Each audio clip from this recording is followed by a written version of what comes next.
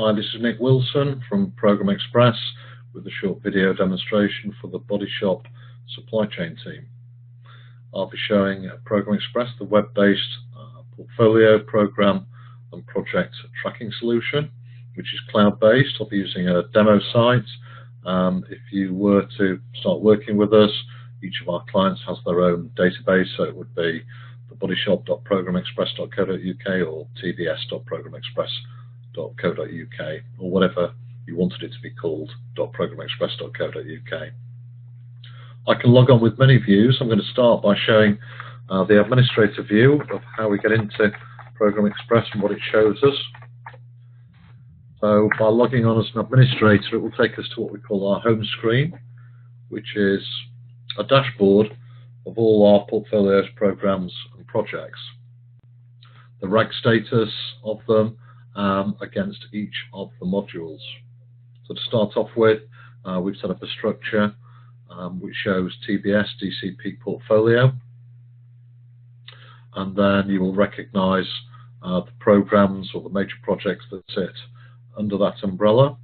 And then if we open up communications, you'll see the projects, contingency, etc., etc., dock and yard, flow, all the project names related to the portfolio of activity under the DC Peak Portfolio, including your to be reviewed and all your live projects as I'm showing here. So from this home screen, we can either make updates or we can run reports. If we want to select a project, we can make an update into any one of these modules. This is the commentary module. You click on the square, the planning module, the resource module. You don't have to have all of these modules. This is quite a noisy screen if you're the administrator because you can see everything, but not all the users have to do that.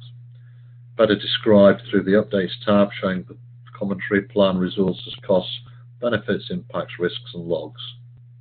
Core modules, commentary, plan, costs, risks and logs. And then there are other modules that you can add on. From this screen, assuming everybody's made updates, and the whole idea is that people make updates to their projects within the solution.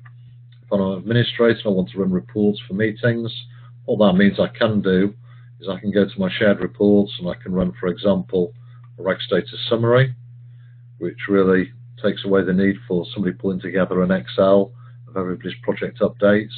It's all in one place. So you'll see from here you've got your whole portfolio, the project manager's names, the start and end date, and this is configurable, these columns. So we've configured commentaries, overall focus for next period, decisions and escalations, which we see as a good standard report to run through as an agenda item with a project status update meeting. You know, what are the decisions and escalations we need to talk about?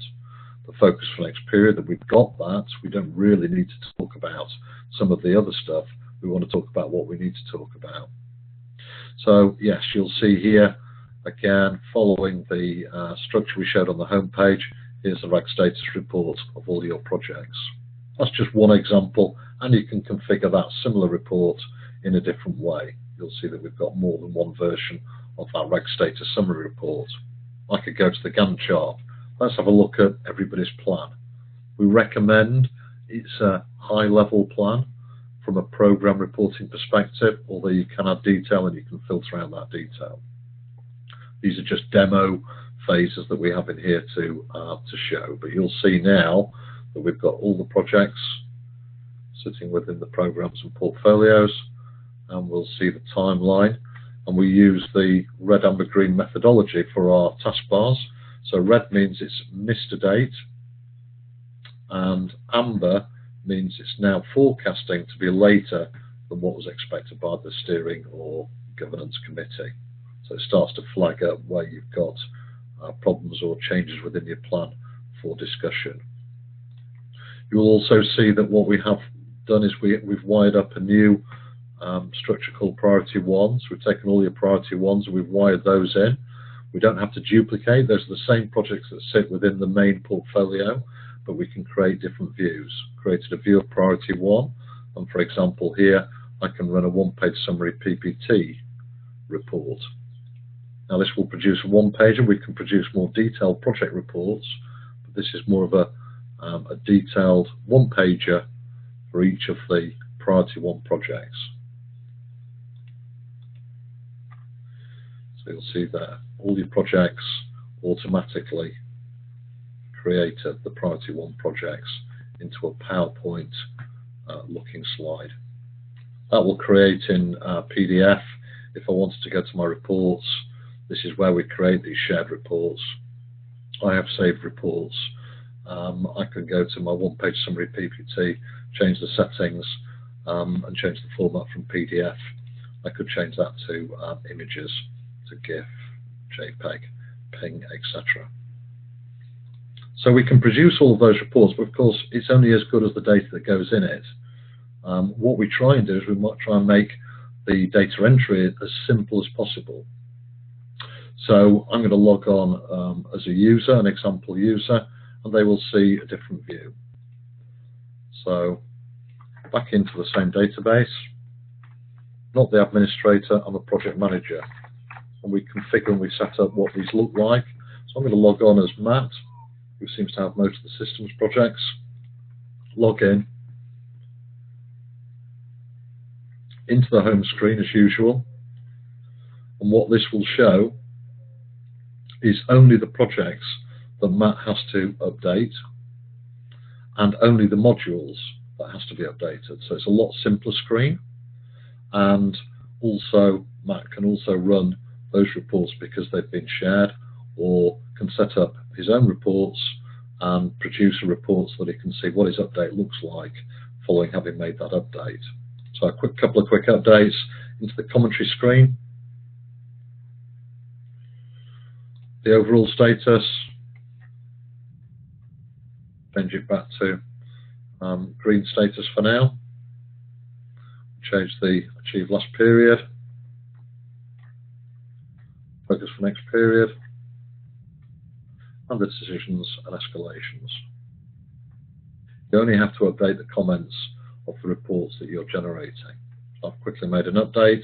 It shows who it is when they made that update. I then maybe want to have a look at my plan. So I'll go into my plan, I'll have a look at it. I now know that the testing phase cannot start this year, so that will move. So quickly adjust the plan and say that will now happen post-Christmas. And then you can adjust any subsequent tasks, in this case the implementation phase. Click OK. You'll see that we've changed it. That now flags up as amber because it exceeds the original date. I go back to my home screen. I've made some changes. I can add some logs, issues, actions, decisions, change the RAG status of them. Go back to my home screen.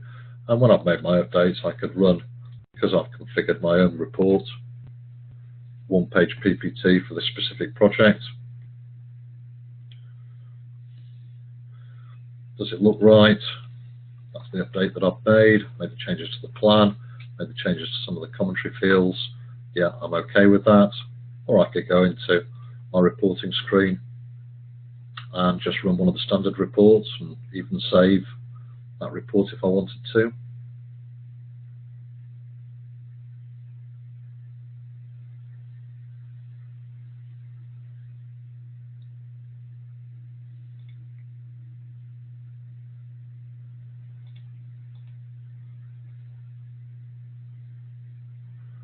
I could run a project overview report. This is more of a word style report, detail against the project. As a project manager, this is what I could share with my team for discussion. Information, commentary, costs, benefits, plan, resource utilization, risks, actions, etc., etc. More detail against a project. So if I can log back in to the administrator, so that's a user who's made their update. Very simple to do, back in as the administrator.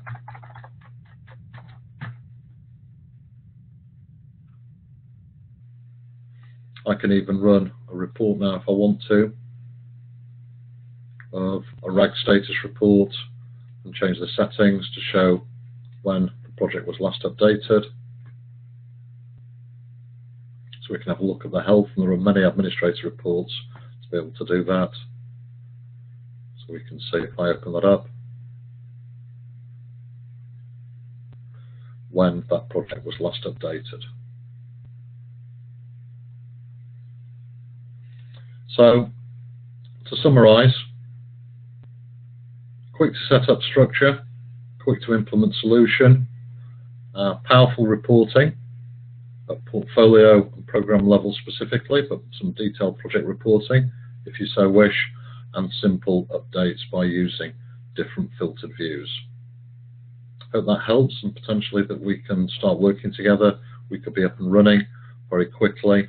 And in terms of ProgrammExpress as a project, if I were to run the Gantt chart against this specific implementation,